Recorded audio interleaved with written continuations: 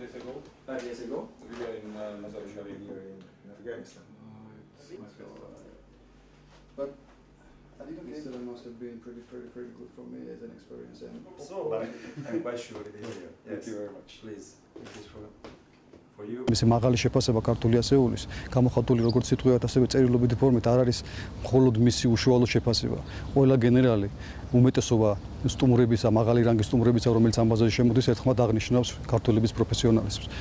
ყოველ კვირაში თითქმის კვირა არ გავა, რომ არ მოვივიდეს მადლობის წერილი ამ ასეულთან დაკავშირებით. ასეულმა უაღრესად დადებითად გამოიჩინა თავი დისციპლინით, პასუხისგებლობით და დღეს მართლაც სალაპარაკოა და საამაყოა ის, რომ ქართული ასეული გაცილებით მაღლა დგას მის წინამორბედ ასეულებთან შედარებით, რომელიც ხო ამერიკული ქვედანაყოფი და მაკედონური ქვედანაყოფი გამოირჩევა თავისი სტანდარტით. Well, when I arrived here in February as the chief of staff for Resolute Support, როდესაც თებერვალში მტკიცე მხარდაჭერის მისიის შტაბის უფროსად ჩამოვედი, შტაბინის დაცვაზე პასუხისგებელი აშშ-ის ეროვნული გვარდიის ქვედანაყოფი იყო. მარტში კი უფლებამოსილება ბაზის უსაფრთხოების უზრუნველყოფაზე ქართულმა ქვედანაყოფმა გადაიბარა. მესამე ბრიგადის 31 ბატალიონის ნაკრები ასეულის პასუხისგებლობა მტკიცე მხარდაჭერის მისიის შტაბინის პერიმეტრის და პერსონალის დაცვა იყო. ქართული ასეული გამოცდილი მეთაურის კაპიტან ჯალაღონიას ხელმძღვანელობით ყოველდღიურად ძალიან ბევრს ვარჯიშობდა. შესაძლებლობების გაუმჯობესება ქვედანაყოფმა მისიის დასაწყისშივე შეძლო. საგანგებო მდგომარეობის დროს პერიმეტრის დაცვის მიზნით სხვადასხვა ლოკაციებზე განლაგება ასეულის წევრებმა 7 წუთში მოახერხეს. ერთ კვირაში ეს შედეგი 3 წუთამდე გააუმჯობესეს. ეს ძალიან კარგი შედეგია, რომელსაც დიდი შრომის შედეგად მიაღწიეს.